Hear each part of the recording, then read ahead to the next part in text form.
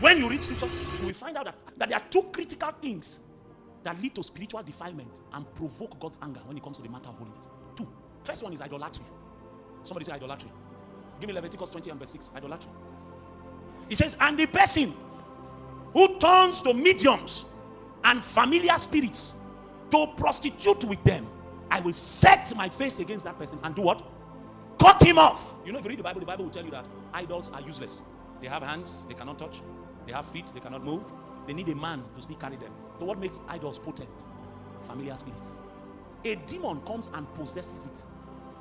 And that demon now animates that idol. And that idol becomes the portal for that demon to find expression. God says, every time you have an idol, what is happening is called spiritual defilement. You are like a spiritual prostitute.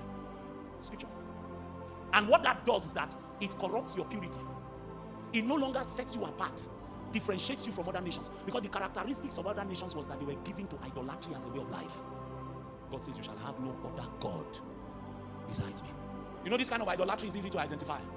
But when money has become your God, we won't see it on your head. When social media has become your God, we won't see it on your head. When pornography has become your God, we won't see it on your head. What I'm trying to tell you, every form of idolatry is a gateway for spiritual defilement. The second case of spiritual defilement is sexual immorality. And there's a big cause for this. I will show you in Leviticus 20 shortly, so you will see it. The consequences of this defilement. At the root of sin is pleasure. And man loves pleasure. So because of pleasure, man is willing to allow himself become a slave of sin. Sexual immorality and idolatry. And the thing is that you will become defiled. And you can't do business with God because the commandment is be ye holy, for I am holy. God will not say that, hey, I'm in a hurry. I am pressed to take over worry. So let me use the brother like that. It doesn't work like that. Be ye holy, for I am holy. That's why there's a spirit in the world. It's called an unclean spirit.